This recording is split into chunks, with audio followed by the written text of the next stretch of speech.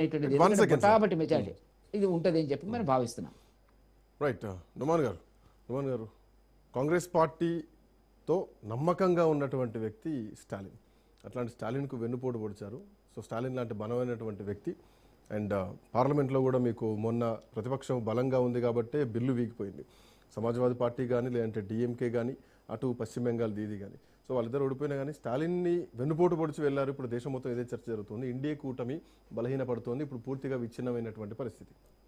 Very good evening to you Srikanth గారు as well as Venkatareddy గారు, పెద్దలు బండారు రామ్మోహన్ రావు గారు అండ్ ఆల్ ది వ్యూయర్స్. ఏదైతే మాట్లాడుతున్నారో డిఎంకే గురించి, డిఎంకే ఏ రకంగా అయితే మా నుంచి వేరే ఇండి ఎలియన్స్ నుంచి బయటికి వెళ్తున్నట్టు, అదే రకంగా ఈరోజు టీవీకే అయినటువంటి సింగిల్ లార్జెస్ట్ పార్టీగా అవతరించినటువంటి విజయ్ గారు ఏ రకంగా అయితే పట్టాభిషేకం తీసుకుపోతున్నారు రేపు, దాని యొక్క పరిణామాల గురించి మనం మాట్లాడుతున్నాము. ఫస్ట్ ఆఫ్ ఆల్ వారు ఏదైతే మాట్లాడుతున్నారో 3 రోజుల్లో కూలిపోతుంది, 6 నెలల్లో కూలిపోతుంది అని చెప్పేసి వెంకటరెడ్డి గారు కానివ్వండి, రామ్మోహన్ రావు గారు కానివ్వండి, first of all they need to understand.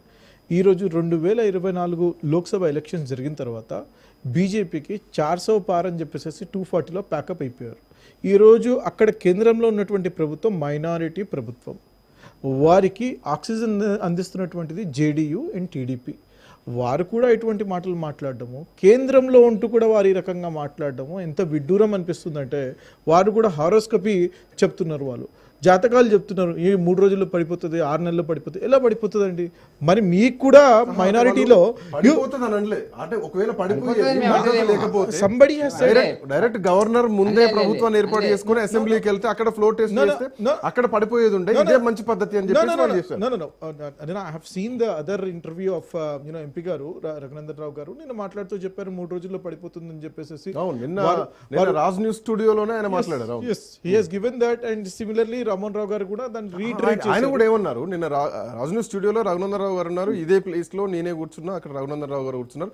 ఆయన కూడా ఇదే మాట అన్నారు, ముందు గవర్నర్ ఒప్పించుకొని రండి, ఒప్పించుకొని మీ బలం చూపించుకొని మీరు అసెంబ్లీకి వెళ్ళండి, లేదంటే 3 రోజుల్లో ప్రభుత్వం కూలిపోతుంది, అంతటి పరిస్థితి ఎందుకు అన్నారు. అక్కడికే వస్తారు వారు ఏ రకమైన స్టేట్మెంట్ ఇస్తున్నారో అలాగా జరగబోదు. South India is completely different. Unlike north India, మధ్యప్రదేశ్లో వారు చేసిన రకంగా మరో చోట చేసిన రకంగా అయితే జరగదు. 100% విచిత్రం ఏంటంటే, నిన్ననే ఓత్ సెరమనీ జరిగింది బీహార్లో, cabinet council of ministers, they have done the cabinet expansion. దాంట్లో అరే ముఖ్యమంత్రి క్యాండిడేట్ నితీష్ కుమార్ గారిని తీసుకుపోయి రీప్లేస్ చేసేసి పైకి పంపించేసేసి వారి సుపుత్రుడిని లోపలికి తీసుకొచ్చేసి సామ్రాట్ చౌదరి 7th ఫెయిల్ అయినటువంటి సామ్రాట్ చౌదరితో ఓత్ సెరమనీ చేయించుకుంటారు. ఇటువంటి బీజేపీ రీజనల్ పార్టీస్ని ఏ రకంగా అయితే నిర్వీర్యం చేస్తున్నారు, వాళ్ళు కూడా ఈరోజు రీజనల్ పార్టీస్ మీద ప్రేమ వెలగబోస్తున్నారు. వాళ్ళైతే డిఎంకే వీరి దగ్గరకు వస్తారని చెప్పేసి అనుకుంటున్నారు. సరే, ఈరోజు కనిమొళి గారి లెటర్ నేను చదివాను, ఎందుకు వచ్చింది ఏంటి అనేది ఇంకో 2-3 రోజుల తర్వాత కాంగ్రెస్ పార్టీ ఒంటరి అయిపోతుంది, అర్థమవుతుంది. అబ్సల్యూట్లీ తెలంగాణలో 2 సంవత్సరాలు మళ్ళీ వస్తారో రారో. అది ఒక మాట రామ్మోహన్ రావు గారు ఈ రోజు ముఖ్యమంత్రి మాట్లాడుతూ లేక అవకాశం వచ్చింది, మళ్ళీ వస్తుందో రాదో, వచ్చినప్పుడే మీకు కావాల్సినటువంటి పనులన్నీ చేయించుకోండి అని చెప్పేసి ఈ రోజు కొడంగల్లో ముఖ్యమంత్రి అన్నారు అన్నమాట. సో ముఖ్యమంత్రి నోటి నుండి వచ్చిందంటే ఆయనకే నమ్మకం లేదు, ఇది స్పష్టంగా తెలుస్తోంది. అటు కేరళలో ఒకటి, ఇక హిమాచల్ ప్రదేశ్ పెద్ద ఏమైనా చెప్పాల్సిన అవసరం లేదు. కర్ణాటక పరిస్థితి కూడా ఇంకో సంవత్సరంలో ఏదో ఒకటి తెలిపోతుంది. అక్కడ కూడా ఒకసారి బీజేపీ, ఒకసారి కాంగ్రెస్ పరిస్థితి చూసినాం. ఎందుకు తీసుకుంటున్నారు? కనీసం this is consciously decision was made. నేను అదే డిఎంకే తెలియకుండా 100% అది నేను ఇక్కడ చెప్పాల్సిన పని లేదు. But 100% it is a strategic to corner Modi, to ensure మోదీని అక్కడ రానివ్వకుండా చేయడానికి మాత్రమే చేసినటువంటి ఒక ఎత్తుగడ. వారి యొక్క ఓట్ శాతం 11% నుంచి 3%కి పడిపోయింది బీజేపీది. 3 ఉండేవారు ఈరోజు 1కి అయిపోయారు. వారు ఏ రకంగా అయితే తమిళనాడులో రాగలుగుతారో దాని గురించి శ్రద్ధ పెట్టమని చెప్తున్నాను. అదే రకంగా వారు ఈరోజు ప్రభుత్వాలను కూలగొట్టే యొక్క ప్రక్రియ గురించి మాట్లాడుతున్నాను. చాలా విచిత్రం ఉంది. నేను ఒక విషయం చెప్పదలుచుకున్నాను. యాక్చువల్లీ 3 ఇన్స్టెన్సెస్ నేను కోట్ చేస్తాను. ఒకటి ఇన్స్టెన్సెస్ వచ్చేసేసి కర్ణాటకలో మేము మా మిత్రధర్మంగా ఉన్నటువంటి మాతో పాటు ఎలియన్స్లో ఉండి ఎలక్షన్స్కి పోయి ప్రీ పోల్ ఎలియన్స్ పెట్టుకుని మేము ఎలక్షన్స్కి జేడీయూతో అక్కడ మేము పోయినప్పుడు కుమారస్వామి గారిని మేము అక్కడ మా దగ్గర మెజారిటీ నెంబర్ వచ్చిందండి 117 మెజారిటీ నెంబర్. 2018 గురించి నేను మాట్లాడుతున్నాను. 117 మ్యాజిక్ ఫిగర్ మాకు వచ్చినప్పుడు గవర్నర్ గారి దగ్గరికి వెళ్ళిపోయి అక్కడికి ఆయనకి మేము మెజారిటీ వచ్చిందండి, మీరు మాకు ప్రమాణ స్వీకారానికి మాకు టైం ఇవ్వండి అని చెప్తే వారు ససేమీరా అని చెప్పారండి. చెప్పిన తర్వాత వారు ఎవరికి పిలిచారండి? యడ్యూరప్ప గారిని పిలిచారండి. ఎంత వచ్చిందండి బీజేపీకి? 107. 104, లెట్ మీ కరెక్ట్ ఇట్, 104, 104 మాత్రమే వచ్చాయి, 13 తక్కువ వారికి. అయినా సరే వారిని పిలిచారు ఓత్ సెరమనీ కోసం అని చెప్పేసి. ఓత్ కూడా తీసేసుకున్నారండి, ఓత్ కూడా తీసేసుకున్నారు. 2 వారాల్లో ఎప్పుడైతే ఫ్లోర్ టెస్ట్ జరిగిందో, జరిగేటువంటి కేవలం 1 గంట ముందు వచ్చేసేసి యడియూరప్ప గారు రిజిగ్నేషన్ చేస్తారు. ఇది వాస్తవం కాదా? ఇది మర్చిపోయినామా మనము? అంటే మెజారిటీ, అంటే కొన్నిసార్లు గవర్నర్లు ఏం చేయాలంటే కాన్షియస్ ఆఫ్ మైండ్ యూజ్ చేయాలి. అరే అంత క్లియర్గా కనబడుతుంది, వేరే వారికి ఎవరిని కలుపుకున్నా సరే అక్కడ జరగడం లేదు. అరే ఇది డెమోక్రటిక్ కంట్రీలో ఉంటున్నాము, కాన్స్టిట్యూషనల్ వాల్యూస్తో మనం ఉండాలని చెప్పేసి గవర్నర్ గారు మన ఆహ్వానించాల్సింది, ఫ్లోర్ టెస్ట్ పెట్టాల్సింది. సరే వీగిపోతుందా, ఏం జరుగుతుందో టైం కూడా కొంచెం ఇప్పుడు వీగిపోయిన చరిత్రలు ఉన్నాయి. 3 రోజులు లేట్ అయినా పెద్దగా వచ్చేటువంటి ప్రమాదం ఏం లేదు. అది హార్ష్ గవర్నర్ కొంత హార్ష్ గా బిహేవ్ చేసినా గానీ ఇది విజయ్ వైపు చూసుకుంటే కొంత పాజిటివ్ అనే కనిపిస్తుంది కదా డెఫినెట్లీ నాట్. ఆ రోజు జరిగేది ఈ రోజు జరుగుతుంది, అంతకంటే నెంబర్ 1 దాని గురించి మాట్లాడుతున్నాను. నెంబర్ 2 గోవా గురించి నేను మాట్లాడుతున్నాను. మాకు we were the single largest party in Goa. మాకు వచ్చింది 17, అక్కడ ఉన్నటువంటిది 40, కావాల్సినటువంటి 21. అంటే మాకు కేవలం 4 షాట్ అండి. అక్కడ బీజేపీ వారికి 13 వచ్చాయి. వారిని టైం ఇచ్చేసేసి అక్కడ మాకు ఓత్ సెరమనీకి మాకు పిలవకుండా టైం ఇచ్చి మా యొక్క ఎమ్మెల్యేస్ని, సగం ఎమ్మెల్యేస్ని తీసేసుకున్నారండి కాంగ్రెస్ నుంచి. కాదా ఇది? చరిత్ర మర్చిపోయినామా మనం? So you please understand. నేను ఏమంటానంటే బీజేపీ ఏదో రకంగా అధికార కాంక్ష, నేనేమంటున్నా బీజేపీ ఏదో రకంగా తీసుకునే పరిస్థితి నాకు తెలిసి తమిళనాడు ఎపిసోడ్ లో కనిపించలేదు.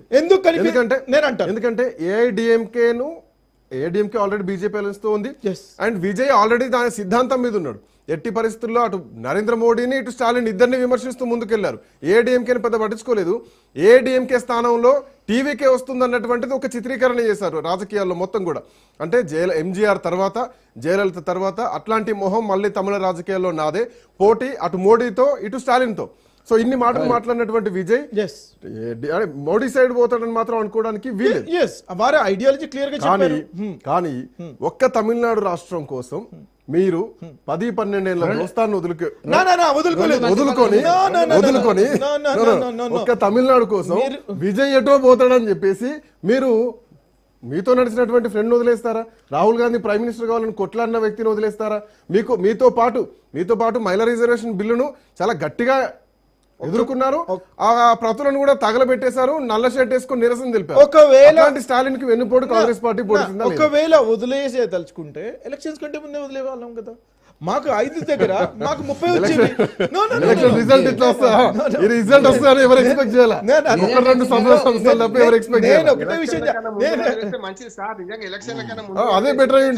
నేనేమన్నాను, మేము ఇప్పటికి కూడా వదలలేదు. కనిమొళి గారి లెటర్ ఎప్పుడైతే మధ్యాహ్నం వచ్చిందో దాని తర్వాత ఈ రోజు పరిణామాలు మీరు చూస్తున్నారు. రేపు ఓత్ సెరమనీ ఉంటుంది. కనిమొళి గారు ఎందుకు లెటర్ ఇచ్చారు? మీరు విజయ్ కి మ్యాండేట్ రాగానే మీరు ఫస్ట్ జంప్ మీరే తీసుకున్నారు. పార్టీ మేము ఏఐసిసి డైరెక్ట్ లెటర్ ఇచ్చేసింది 100%. ఎందుకంటే అక్కడ సెక్యులర్ గవర్నమెంట్ ఫామ్ చేయాలి కాబట్టి, కాన్స్టిట్యూషనల్ వాల్యూస్ ఉండాలి కాబట్టి, డెమోక్రసీని కాపాడాలి కాబట్టి, బీజేపీని బేలో పెట్టాలని, బీజేపీని దగ్గరకు రానివ్వకూడదని చెప్పి బహుశా గంగపురం వెంకరెడ్డి గారు చెప్తున్నారు. ఇప్పుడు ఒక్కటండి, సెక్యులర్ బీజేపీ మతవాదం అనేటువంటిది ఒకటి అర్థం లేనటువంటి వాళ్ళ పద్ధతిలో కాంగ్రెస్ నాయకులు మాట్లాడడం. వినండి, ఇదే డిఎంకే వాజ్పేయి గవర్నమెంట్ లో part and parcel of the government. Jayalalithaa కూడా మద్దతు ఇచ్చింది. వాజ్పేయి గారి బీజేపీ, మోదీ అమిత్ షా గారి బీజేపీ చాలా వ్యత్యాసం. అంటే ఇక్కడ నాకు ఇంకో డౌట్ వచ్చింది. వాజ్పేయి గారి బీజేపీ, మోదీ అమిత్ షా బీజేపీ చాలా డిఫరెంట్. నేనేమంటున్నా, ఒకప్పుడు వైఎస్ఆర్ కాంగ్రెస్ కి రేవంత్ రెడ్డి కాంగ్రెస్ కి కూడా చాలా డిఫరెన్స్ కనిపిస్తుంది. నేను కాంటెంపరరీ పాలిటిక్స్ లో ఎవాల్వ్ అవుతుంది. That is very common. YSR Congress కి రేవంత్ రెడ్డి కాంగ్రెస్ చాలా తేడా ఉంది కాబట్టి జీవన్ రెడ్డి లాంటి వాళ్ళు బయటకు వెళ్తున్నారు. బట్టి విక్రమార్క, కోమటిరెడ్డి లాంటి వాళ్ళు మేము వైఎస్ఆర్ ఫాలోవర్స్ కాబట్టి మమ్మల్ని ఇబ్బంది పెడుతున్నారని చెప్పేసి మాట్లాడుతున్నారు.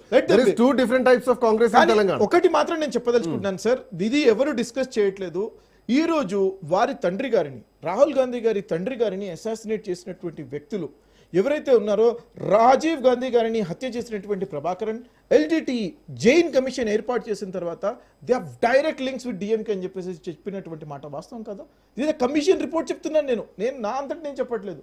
అయినా మరి ఏం సరే చేస్తారు ఇప్పుడు? అయినా ఏం సరే చేస్తారు దాన్ని? అయినా దాన్ని- సరే దాన్ని- వారిని దాన్ని పక్కన అభిప్రాయం పెట్టి ఏంది? దేశ ప్రయోజనాల గురించి ఆ, వాటన్నిటిని ఇప్పుడు పక్కన మాట్లాడొద్దు అవి. అరే అదే- అదే వారు అనైతికమైన మాఫ్ చేసినారండి వాదన. వారి అనైతికమైన హంతకుల్ని వాదన. రాజీవ్ ఇప్పుడు గాంధీ మాట్లాడుతున్నారు. హంతకులని ఇప్పుడు మాట్లాడుతున్నారు. రాజీవ్ గాంధీ హంతకులని మాఫీ చేసినారండి మీరు సార్ మిత్ర- నేను మీరు అవి మాట్లాడొద్దు. నేను ఏమంటున్నానంటే అది- this is not Jain commission report ఇచ్చిందా ఆఫ్ కోర్స్ మీరు ఎందుకు మాఫీ చేశారు? నేను అదంటే రాజకీయ వారి అవసరాల దయాహృదయం కోసం- కాబట్టి. రాజకీయ అవసరాల కోసం కన్న కుటుంబాలను No. తండ్రుల్ని No.